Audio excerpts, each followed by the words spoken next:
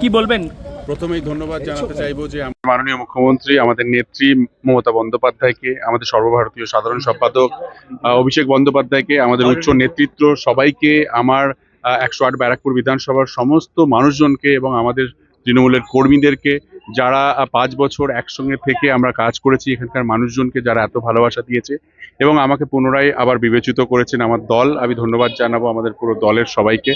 এবং আমার মনে হয় যে এই 5 বছর আমি চেষ্টা করেছি ব্যারাকপুরের যে দায়িত্ব সেটাকে কিছুটা হলেও পালন করার চেষ্টা করেছি। সেখানে রাস্তাঘাট, ড্রেন, লাইট, হসপিটাল বা স্কুল, কলেজ যাই হোক, যে কোনো সমস্যায় যে কোনো মানুষ ডেকেছে আমি সেখানে পৌঁছে গেছি এবং আমার বিশ্বাস যে এবারে সেই ভালোবাসা আবার মানুষের থেকে পাবো। যদি পুনরায় আবার বিবেচিত হই, তাহলে নির্বাচিত হই অবশ্যই, তাহলে আমি আমার আরও যে কাজগুলো পরিকল্পনা আছে আগামী দিন সেগুলো করতে পারবো।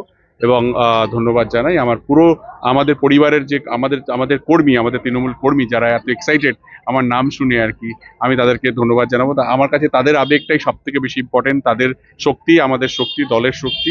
আমার মনে হয় এই লড়াইটা আমাদের মমতা বন্দ্যোপাধ্যায়ের লড়াই, এই লড়াইটা অনেক বড় লড়াই, 2026-এর লড়াই, বিজেপির সঙ্গে একটা বিশাল লড়াই, কারণ ওদের কাছে এত মানি পাওয়ার রয়েছে, ওদের কাছে সিস্টেম পাওয়ার রয়েছে, ওরা অনেক এজেন্সিকে নিয়ে এসে অনেক রকম ছলা কলায় বসে চেষ্টা করছে বাংলাকে দখল করার, কিন্তু আমরা বাংলাতে এই অশুভ শক্তিকে ঢুকতে দেবো না। এবার বাংলারই জয় হবে, যতই করুক 50, 60 বা 1 কোটি নাম্বার দেওয়ার চেষ্টা করুক, এবার আবার আসবে কিন্তু হাওয়াই চটি নবান্নে, এটা নিয়ে কোনো সন্দেহ নেই।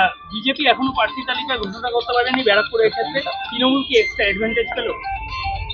না, তো ওরা প্রার্থী তালিকা ঘোষণা করলেও আমাদের অ্যাডভান্টেজ, আমরা অ্যাডভান্টেজ ছিলাম, আর প্রার্থী তালিকা না ঘোষণা করলেও আমাদের কোনো অসুবিধা নেই। আমরা অনেক এগিয়ে আছি, কাজের নিরিখে আমরা মানুষের সঙ্গে কথা বলবো। আমাদের যা যা এবার ইলেকশনের যে যে যে প্রচারটা হবে সেটা কাজের নিরিখে হবে। আমাদের মাননীয় মুখ্যমন্ত্রী 100টার উপর পরিকল্পনা মানুষকে দিয়েছেন, যে কোনো সমস্যায় মানুষের পাশে দাঁড়িয়েছেন, পাড়ার সমাধান করে মানুষের সমস্যার কথা শুনে সেই সমস্যা সঙ্গে সঙ্গে সলভ করার চেষ্টা করেছে।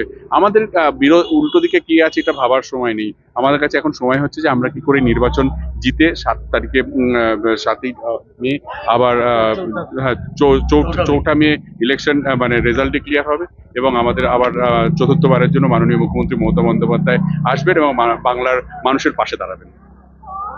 India's top selling electric scooty Prakriti. এখানে ইলেকট্রিক স্কুটির ভ্যারাইটিস, উন্নত প্রযুক্তির মডেল সহ ছোট বাচ্চাদের ইলেকট্রিক জিপ, বাইকের বিপুল সম্ভার। এছাড়াও আমাদের এখানে ইলেকট্রিক সাইকেলও পাওয়া যায়, রয়েছে ফিন্যান্সের সুবিধা। Mrs RM enterprise, proprietor Rajib Roy, ঠিকানা মতিগঞ্জ, বনগাঁ, স্টেট ব্যাংকের বিপরীতে, ফায়ার ব্রিগেড রোড। ফোন 7908183121।